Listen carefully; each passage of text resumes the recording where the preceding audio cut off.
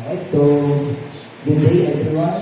This is our second day. So kahapon po, nag-start tayo ng BSBE Review 2025 edition. By orientation ng mga ganda ng tanghali po is hindi nila na after discussion po ng cartography. So this is the third day natin, or third class session.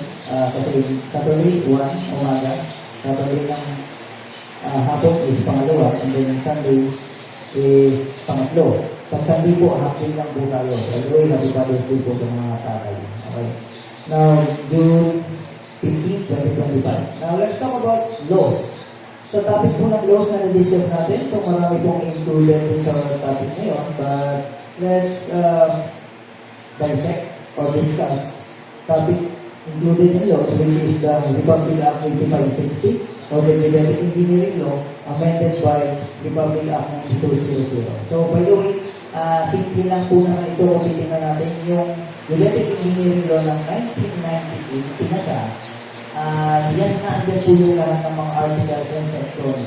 Noong 2003, inamyandahan yung ilang section doon sa batas ng Republic Act 8560. Particularly, ang binago po doon ay yung mga junior genetic engineer na in-upgrade into senior GE. So, naging dalawa ang genetic engineer several years ago. Isang junior at isang senior. Ano yung mga junior GE? Yung mga junior GE sa mga 3-year course graduate. Karamihan dyan ay yung mga civil engineer na natapos nila yung third year nila at nag-exam sila ng junior GE board examination. So, may lisensya rin yung mga yan. And then, sa atin naman, kami naman, is yung bachelor's degree o yung 5-year course. So, yung associate at bachelor's degree.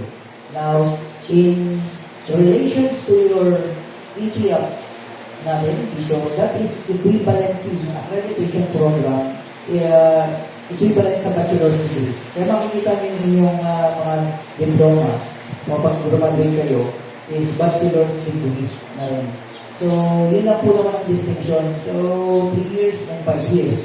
Saan papasok yung ETH? Sa 5 years din. O sa, in the recent time, sa 4 years din na program. Kasi ang mga BSc ngayon, 4-year course na lang yan.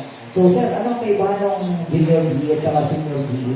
With respect sa practice ng genetic engineering profession, ang senior GE ay walang limit sa pag-practice in terms of relocation sa area.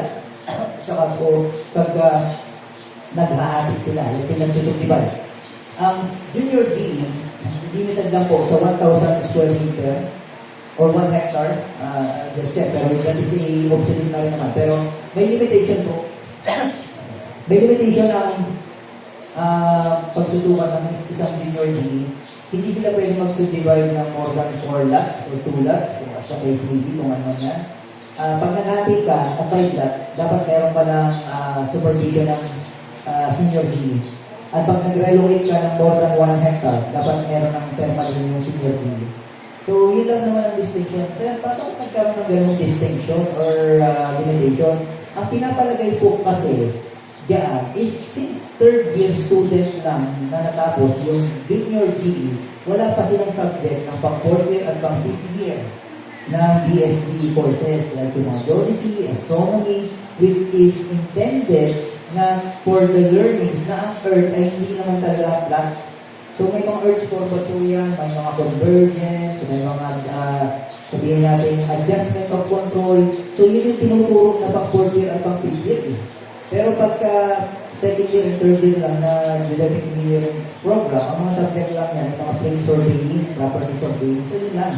Kaya, kumbaga, ginawa nila, nung ipinasa yung RA 9200, that amend the provision on the Republic Act 8560, yung mga junior GE, na karamihan sa mga presenter, mga civil engineering license din, license CE, license junior GE, in-upgrade sila into license senior GE, provided na po, sila po ay a-attend ng schooling o yung module. Yung module is mga 8 subjects po yan ng mga astronomy, geodesy, lahat ng mga subjects ng pang 4th year at pang 5th year. A-attend ka lang, and then i-issuean ka ng lisensya na pang PhD na. O nakalagay na doon ng genetic engineer, wala na yung junior genetic engineer. So, yun po ang ginawa nila. those 2003 application po na Republic Act 8560. So maliwanag po yan. Kaya kung babasahin natin ang batas, we will stick to the Republic Act 8516 na hanggang po yung mga provisions, sections, articles na yun po rin ang nakapaloob sa 9200 other than the amendment itself na patungkol po sa pag-upgrade ng mga junior fees. So, klaro yun. Okay? So, let's talk about professional and ethical practice. Kasi ang pinag-uusapan po natin dito, kung ang Republic Act 8516 na ngayon ay 9200, by the way, ulit-ulit ko, alam mo, may tanong sa board examination, what is the Republic Act governing the law on the engineering practice? Okay, alam na natin na letter A, 8560. Letter B, 9200. So, ano sagot? Ano sasabihin nyo kung parang kung nasa IQ? 8560 o 9200? 9200 na po. Kasi yun ay existing law. Kasi pag pinag-usapan natin, what is the law governing the university engineering practice, yung recent law ang isasayin natin.